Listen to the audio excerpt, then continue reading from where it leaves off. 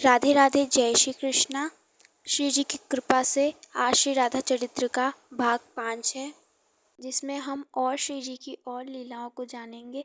लेकिन आज हम श्री राधा कृपा कटाक्ष स्तोत्रम, जो कि हम भाग 4 में बात कर रहे थे, उसी को लेते हुए आगे बढ़ेंगे। तो जो श्री राधा कृपा कटाक्ष स्तोत्रम है, वो शिव जी द्वारा रचित है। अब इसकी जो शुरुआत है वो शब्द मुनीन्द्र विंद्र वंदिते, मुनीन्द्र विंद्र वंदिते। अब जो मुनि शब्द है मुनीन्द्र, मुनीन्द्र यानी जो मुनियों में भी श्रेष्ठ मुनि यानी श्री कृष्ण, जो श्री राधे के चरणों को हाथ में लेकर उनकी आराधना करते हैं, उनसे बड़े मुनि कौन ही होंगे। एक घटना है, आपने रसिक श्री राधा बाबा के बारे में सुना होगा। बहुत प्रसिद्ध संत हैं जो निरंतर श्री राधा नाम का जप किया करते थे, वृंदावन के संत।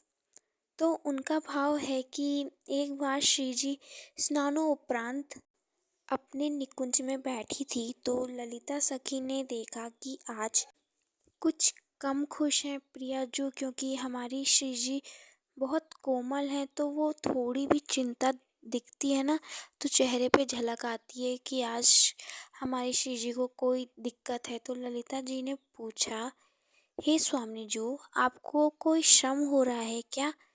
तो श्री प्यारी जू ने उत्तर में बोला कि हे ललिते, आज मैं श्रृंगार तो करके बैठी हूँ, लेकिन मेरे प्रियतम मेरे साथ नहीं है, जिससे मुझे दुख की अनुभूति हो रही है। तो श्री जी का आज जो मन है वो उदास है, चित्त कहीं लग नहीं रहा है, और आज देर भी कितनी हो गई है, श्याम सुंदर भी नहीं आए।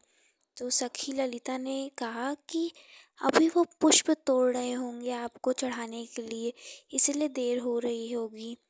तो कहती हैं, आप परेशान ना होइए प्यारी जू, मैं अभी देख कर आती हूँ। तो सखी चल पड़ी, जा रही है, श्री कृष्ण को ढूंढने जा रही है। देखा हर जगह, सभी स्थान को ढूंढ डाला, देखा कि श्याम सुंदर कहीं दिख नहीं रहे। हर जगह देख डाला, वृक्षों के पीछे, लताओं में, वन में, पर वो दिखे नहीं।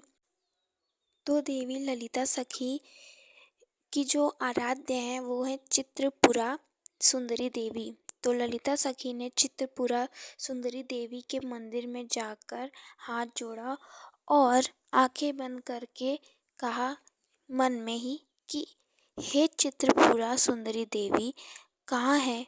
मेरे श्याम सुंदर मार्ग बताओ।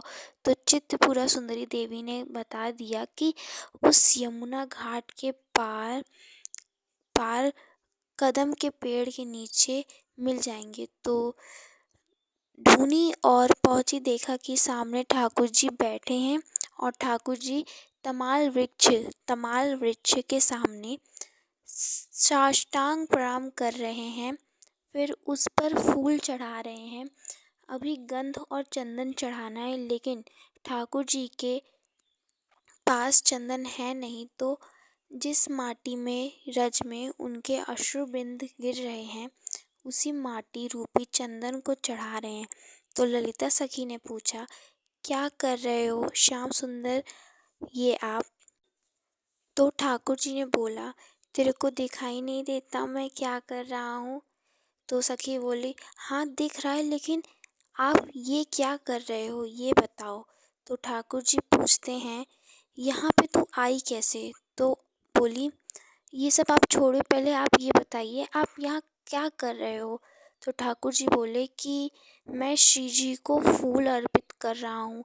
तो ललिता सखी बहुत तेज से हंसी, कही, वाह वाह वाह, पूजा अर्चना करने वाले पंडित जी की जय हो जय हो। तो सखी पूछती है, पंडित जी मूर्ति कहाँ है? पूजा पाठ के लिए मूर्ति चाहिए होती है, वो कहाँ है? तो ठाकुर जी ने कहा, देखो सामने श्री राधा रानी है, ये उनकी लंबी लंबी शाखाएं हैं। अरे मेरी आँखों से देख, ऐसे लगता है जैसे कि श्री राधा की बड़ी बड़ी भुजाएं हैं। जो तना है वो श्री जी का नीलांबर ओढ़े आंचल है। मेरी दृष्टि से देख ललिते। तो सखी ललिता कहती है कि तुम्हारी बुद्धि को लकवा मार गया है, तुमको पेड़ में भी राधा रानी दिख रही है, लग रहा है मति तुम्हारी बावरी हो गई है श्याम सुंदर। तो ठाकुर जी बोले कि हमारी मति बावरी हो गई है कि तेरी आंखें खराब हो गई है, तुझको सामने श्री राधा रानी दिख नहीं रही है, यही मेरी प्रिया जो है, मेरी श्यामा प्यारी है। तो जो ललिता है वो सखी होती है, वो बोलती है वो तो उनकी सखी है, कुछ भी कह सकती हैं, कुछ भी बोल सकती हैं। तो कहती हैं कि श्याम सुंदर ये जो तुम नाटक कर रहे हो ना, इसे पहले बंद करो। मेरी स्वामी जो विकल हो रही हैं, उनके वेदना बढ़ रही है, चलो उनके पास आप, या ये सब छोड़ो, बाद में पूजा पाठ करना, पहले आप हमारी श्री जी के पास जाइए। तो सुने कि लाडली विकल है तो तुरंत कहा कि हाँ हाँ चलो, अब पूजा हम बाद में कर लेंगे, पहले श्री जी के पास। तो जैसे पहुँचे श्री राधे के पास, तो सारी सखी सारी सहचरियाँ बैठी थी। तो ललिता जी ताना मारते हुए कहती हैं कि लीजिए आ गए आप सबके पंडित देवता, जिनको ये भी नहीं पता कि पूजा किसकी करनी चाहिए, पेड़ की पूजा कर रहे के आ रहे हैं ठाकुर जी। ठाकुर जी मन ही मन में खूब हंस रहे हैं। तो ललिता सखी ने सारी बात वाची और कही कि इनको आज तो राधा रानी से श्रम इन्होंने करवाया ना, तो आज इनको दंड मिलना चाहिए। ठाकुर जी बोले क्यों दंड, हमें कोई अपराध किया ही नहीं है। तो दंड भी मिलता, अगर हमने कोई अपराध किया होता तो हमें दंड मिलता, समझ में भी आता, लेकिन हमने तो कोई अपराध किया ही नहीं। तेरा विवेक शून्य हो गया है ललिते, ऐसी ऐसी तू बात कर रही है। बोली नहीं नहीं, तुझे तो आज दंड मिलना ही चाहिए। तो दंड में ये दिया कि आज श्याम सुंदर के साथ राधा रानी नहीं बैठेंगी, तो श्याम सुंदर सिंहासन को अलग कर दिया जाए। फिर क्या, श्याम सुंदर निराश हो गए, दुखी हो गए। तो कहते हैं कि ललिता देखो, दंड देना है तो न्याय वाला दंड दो। अगर हमको उस वृक्ष में श्री किशोरी जी देख रही थी, तो इसमें नेत्रों का दोष है, ना कि पूरे शरीर के पूरे व्यक्तित्व का दोष है। तो ललिता जी बोली हाँ बात तो सही है, एक काम करो, एक नीला पीताम्बर लाओ और कान्हा के नेत्रों पर बांध दो, आज इनको श्री जी का दर्शन ही नहीं करवाएंगे। हाँ हाँ लाओ लाओ, इनके नेत्रों पे बांध दो वो नीला पीताम्बरी। तो श्याम सुंदर सोचे कि अब दिखेंगी ही नहीं। तो प्रिया जू की तरफ देखकर अश्रु बहुत रोने लग गए, बहाने लग गए। फिर क्या, हमारी स्वामी जी प्रियतम के नेत्रों में अश्रु सहन नहीं कर सकती, तो बस आँखों से इशारा किया स्वामी जी ने ललिता जू को। तो वो समझ गई कि हाँ हमारी श्री किशोरी जी क्या चाहती हैं। फिर कहीं यही दंड है, जो भी अपराध हो एक ही दंड है कि दोनों को साथ में युगल को विराजमान करके रसोपासना करो। जब हमारी राधा रानी को निकुंज में कुछ कहने की ज़रूरत नहीं पड़ती, जब वो एक इशारा करती हैं तो सारी सहचरियाँ समझ जाती हैं कि हमारी श्री जी क्या कहना चाह रही हैं। फिर क्या, फिर युगल विराजित हो गए और सारी सखी आरती उतार रही हैं। युगल सरकार की कैसी आरती हो रही है, आरती में गा रही हैं अपराधी नैनों की जय, अब योगी नैनों की जय, पल पल छल छल नैनों की जय, प्रिया चरण नित नैनों की जय, अतिशय नैनों की जय, कजरारे दो नैनों की जय। आज तो बिहारी जी की नेत्रों की आरती हो रही है। तो श्याम सुंदर को कण कण श्री जी दिखती हैं। तो मुनीन्द्र मुनियों के मुनि श्री कृष्ण जिनकी अर्चना करते हैं, इसलिए मुनीन्द्र विंद्र वंदिते त्रिलोक शोक नाशिनी। त्रिलोक में जितना भी शोक है, दुख है, देह से दुखी है, कोई धन से दुखी है, मन से दुखी है, और जितने भी संसार के दुख हैं उनका तो नाश करती हैं। साथ ही साथ जो हमें सहस्त्र जन्मों से कृष्ण वियोग है उसका भी हरण करने वाली हमारी श्री राधे हैं। प्रसन्न वक्त्र पंकजे, जो सदैव प्रसन्न रहती हैं, हमेशा मुस्कुराहट उनके चेहरे पे झलकती है। निकुंज भू विलासिनी, जो निकुंज में वास करती हैं यानी निकुंज में विराजित हैं। अब वजेंद्र भानु नंदिनी, यानी श्री जी वजेंद्र भानु की पुत्री हैं, तो ब्रज के राजा की पुत्री श्री राधिके हैं। जो वृष जो राशि है, उसमें जो राशि है वो सूर्य से प्रकाशित है, मतलब कि वृष राशि का जो सूर्य होता है वो बहुत ही ज़्यादा बड़ा होता है, प्रकाशमान होता है। इसलिए जो हमारी श्री राधा रानी है वो वृषभानु की नंदिनी, उस सूर्य की बेटी हैं, जिसके तेज के सामने सारे तेज फीके पड़ जाते हैं। ऐसी श्री राधे तेजमयी हैं। अब वजेंद्र सूनु संगते, यानी जो नंद के पुत्र के साथ विराजमान है, ऐसी श्री राधा रानी कदा करिष्यसि हमाम कृपा कटाक्ष भाजनम, ऐसी श्री राधिके हम पर कब कृपा करोगे। अशोक वृक्ष वल्लरी वितान मंडपस्थिते प्रवाल बाल पल्लव प्रभानुराणी कोमले। इस श्लोक का अर्थ है, यानी अशोक वृक्ष की जो लताएं होती हैं, उन लताओं के बने मंदिर में जो विराजमान है वो श्री राधा भक्तों को अभय पद देने वाली कदा करिष्यसि हमाम कृपा कटाक्ष भाजनम, ऐसी श्री राधिका हम पर कृपा कब करोगी। अरंग रंग मंगलम प्रसंग भंड गुरु भ्रुवा, उनकी जो जो भौएं हैं, भौएं मतलब जो आँखों का आकार, वो कैसी है, जैसे कोई बाण होता है, धनुष बाण होता है, वैसे श्री राधा की आँखें हैं। अड़ंग यानी जब रोम रोम में श्री कृष्ण से मिलने के लिए उत्कंठित हो जाए। अब आता है श्लोक। तड़ित सुवर्ण चंपक प्रदित गौर विग्रह मुख प्रभा परास्त कोटि सार देनु मंडले।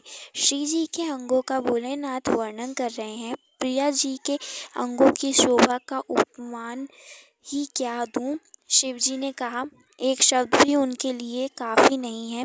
तो कहते हैं, जैसे बिजली चमकती तो है लेकिन फिर चमकना बंद कर देते हैं, वो काफ़ी नहीं। तो वो स्वर्ण से उपमान देते हुए कहते हैं, जब उसको पिघलाओ तो उसकी जो लालिमा होती है वैसी ही श्री जी के अंगों की है, लेकिन स्वर्ण में गंध नहीं तो होती। तो वो उन्होंने प्रिया जी के अंग की कांति को चंपक के फूलों से बताते हुए कहा है, ऐसी वो गौर विग्रह यानी गौरी हैं।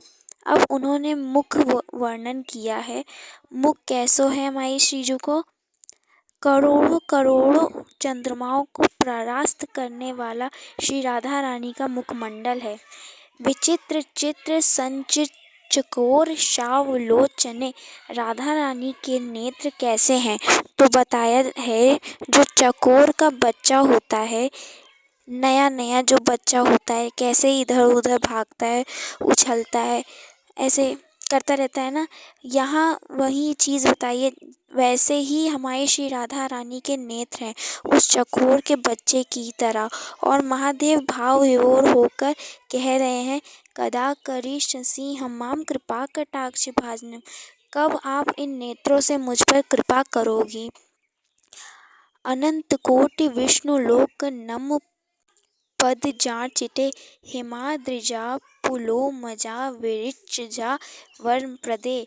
अनंत ब्रह्मांडों के जो स्वामी हैं वैकुंठपति, उनकी जो अर्धांगिनी है यानी लक्ष्मी मैया, हिमाद्री द्विजा यानी हिमा जी की पुत्री यानी हमारी पार्वती मैया, पुलमोजा यानी इंद्र की जो पत्नी है साची, ये सब भी जो श्री राधा रानी की वंदना करती हैं। विरिजा मतलब जो ब्रह्मा की पुत्री सरस्वती हैं, ये भी जिनकी आराधना करती हैं, वो श्री राधा रानी कदा करिष्यसि हमाम कृपा कटाक्ष भाजनम। अब भोलेनाथ श्री राधा जी के चरणों में प्रणाम करते मांगते हैं कि हे कृपामयी, आप अपनी कृपा की दृष्टि हम पर डाल दीजिए और सदा सदा हमेशा हमेशा के लिए आप हमें अपना दास बना लीजिए। इसलिए जो राधा नाम है वो कोई ऐसा वैसा नहीं, जो मुनियों के मुनि भोलेनाथ जी जिस नाम पे पूरी श्री राधा कृपा कटाक्ष लिख रहे हैं, ये कोई सरल नाम नहीं। हमारी श्री राधा रानी का नाम सबसे उच्च है, सबसे उच्च। इसकी जितनी भी बड़ाई की जाए वो भी कम है। स्वयं महादेव भी बता रहे हैं, इसको जितना भी हम इसकी बड़ाई करें वो सब कम है। ऐसी करुणामयी प्रिया जो हमारी हृदय प्राण है, हमारे ब्रज की देवी हैं, आराध्य हैं, जो हमारे ब्रज का गौरव है, मणि है, वो रत्न है, सब कम है उनके लिए।